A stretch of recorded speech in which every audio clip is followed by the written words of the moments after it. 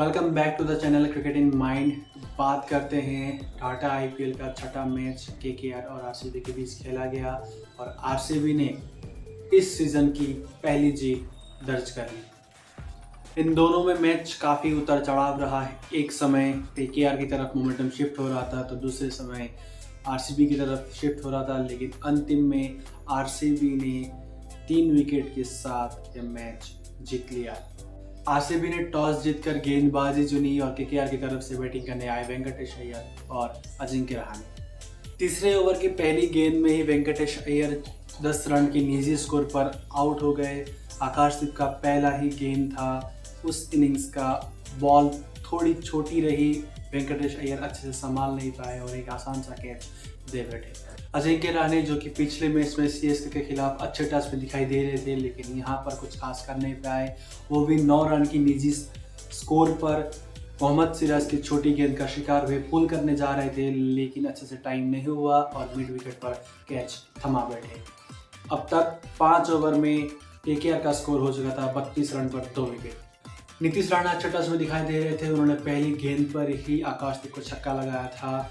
एक पॉइंट की तरफ भी एक शानदार चौका लगाया था, लेकिन उसके अलावा कुछ खास कर नहीं पाए। उन्होंने 5 गेंदों पर 10 रन की पारी खेली और फिर से आकाशदीप की छोटी गेंद का शिकार बन गए। डेविड विली ने पीछे की तरफ दौड़ते हुए एक बहुत शानदार कैच पकड़ा।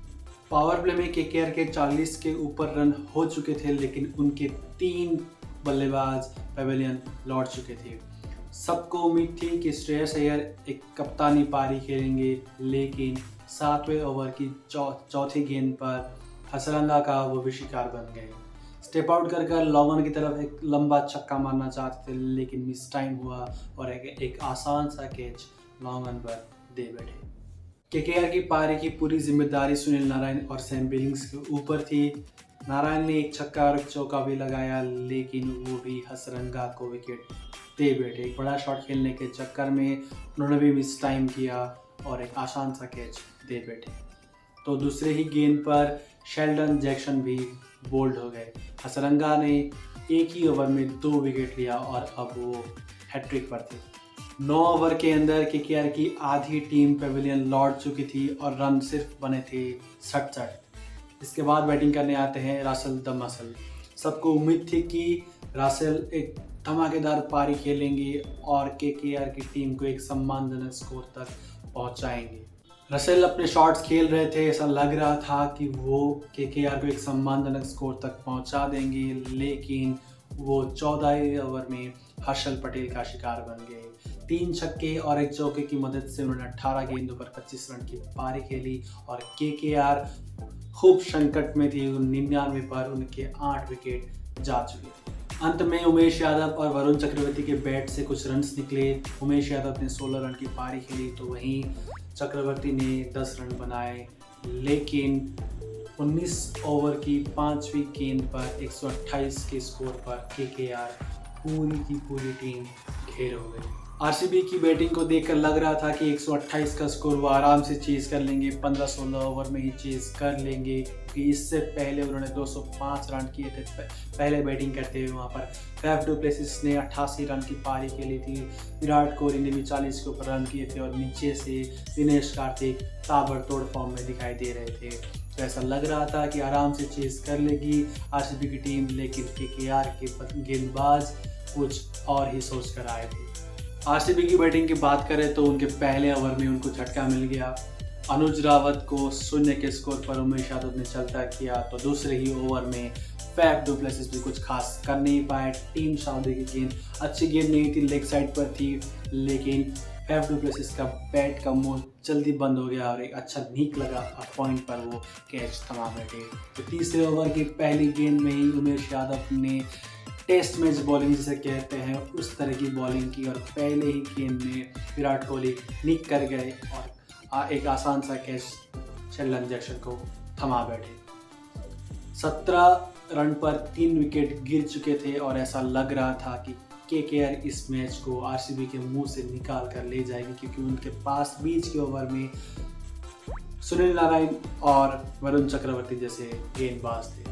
आरसीबी छोटा टोटल चेज करने में फंस चुकी थी। उनके 3 प्रमुख बल्लेबाज पेविलियन लौट चुके थे, लेकिन यहीं पर उन्होंने एक पैंतरा खेला। उन्होंने दिनेश कार्तिक को रोक के रखा, जो कि पहले मैच में ताबड़तोड़ बल्लेबाजी कर रहे थे। उन्होंने लास्ट में उनके लिए रोक के रखा और बीच मैदान पर थे शेफरन रदरफोर्ड और डेविड विली। शेफरन रदरफोर्ड जो वेस्ट इंडीज़ से आते हैं और वेस्ट इंडीज़ प्लेयर जाने जाते हैं बड़े बड़े छक्कों के लिए, ताबड़तोड़ बल्लेबाजी के लिए जाने जाते हैं, लेकिन उन्होंने सिचुएशन के हिसाब से खेला। उन्होंने अपने गेम के विपरीत खेला। उन्होंने 40 गेंदों पर 28 रन की महत्वपूर्ण पारी खेली। तो वहीं डेविड विली भी रोक रोक कर खेल रहे थे। वो भी सिचुएशन के हिसाब से खेल रहे थे और वहाँ से उन्होंने एक अच्छी साझेदारी बनाई। रदरफोर्ड और डेविड विली के बीच 45 रन की महत्वपूर्ण साझेदारी रही। उन्होंने अपनी टीम को एक मुश्किल सिचुएशन से बाहर निकाल कर लाए, लेकिन डेविड विली 11 ओवर की अंतिम गेंद पर सुनील नारायण का शिकार बन गए और यहाँ पर फिर से लगने लगा कि केकेआर इस मैच को निकाल कर ले जाएगी। उसके बाद बैटिंग करने आए शहबाज अहमद। वो अपने शॉट्स खेल रहे थे। उन्होंने 20 गेंदों पर 27 रन की महत्वपूर्ण पारी खेली। उन्होंने 3 छक्के भी लगाए और रदरफोर्ड के साथ मिलकर उन्होंने 39 रन, महत्वपूर्ण 39 रन टीम के लिए जोड़े। शहबाज अहमद ने आरसीबी के लिए एक अच्छी पारी खेली, बहुत महत्वपूर्ण पारी खेली, लेकिन वो भी 16 ओवर की अंतिम गेंद पर अपना विकेट खो बैठे।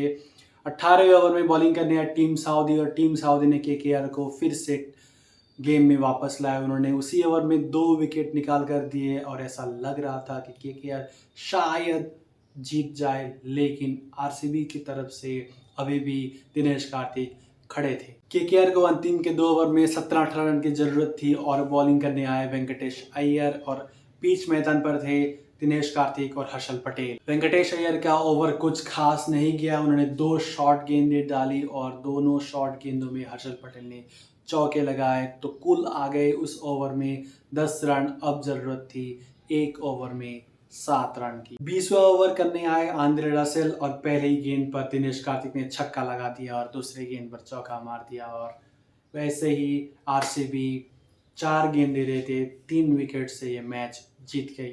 आरसीबी की बैटिंग को देखकर ऐसा नहीं लग रहा था कि गेम इतना क्लोज जाएगा, लेकिन क्रेडिट देना चाहिए श्रेयस अय्यर की कप्तानी और उनके बॉलर्स को। उन्होंने पहले ही 6 ओवर में आरसीबी को पकड़ के रखा और गेम इतना डीप तक लेकर चले गए। आंद्रे रसेल और वरुण चक्रवर्ती की बॉलिंग कुछ खास नहीं रही। वरुण चक्रवर्ती तो बहुत ही ढीले दिखे कल और आंद्रे रसेल ने भी काफ़ी सारे रन्स गंवाए। वरुण चक्रवर्ती की बात करें तो बहुत ढीले दिखे। उन्होंने बहुत सारे शॉर्ट गेंदें डाली और अपने स्ट्रेंथ पर ना टिक कर कुछ एक्स्ट्रा करने चले गए, इसलिए उन्होंने बहुत सारे रन भी गंवाए। आरसीबी की तरफ से हीरो रहे वनिंदु हसरंगा। उन्होंने 4 ओवर में सिर्फ 20 रन दिए और 4 महत्वपूर्ण विकेट भी लिए। इसी की वजह से उन्हें कल मैन ऑफ द मैच भी मिला। ओवरऑल मैच काफ़ी सही था, हालांकि छोटा टोटल था लेकिन बहुत थ्रिलिंग मैच था। आरसीबी की पिछले मैच में बॉलिंग नहीं चली थी, तो इस बार बॉलिंग चल गई, बैटिंग उतनी चली नहीं। केकेआर की बात करें तो केकेआर की भी बैटिंग नहीं चली। उनकी बॉलिंग ने शानदार प्रदर्शन करके दिलाया। 128 रन का टारगेट उन्होंने लास्ट ओवर तक खींच लिया था, तो काफ़ी अच्छा प्रदर्शन था। हालांकि वरुण चक्रवर्ती और रसल का उतना अच्छा दिन नहीं गया और रसल शायद उनको थोड़ी इंजरी भी हो गई है। कंधा पकड़ कर चल रहे थे, वो एक डाइव मारा था उन्होंने बाउंड्री पर, तो उसके बाद थोड़ी देर के लिए बाहर भी गए थे। तो मिलते हैं नेक्स्ट वीडियो में। नेक्स्ट मैच होने वाला है Chennai super Kings versus Lucknow super giants के बीच, उस बारे में बात करेंगे। तब तक के लिए गुड बाय, टेक केयर, जय हिंद।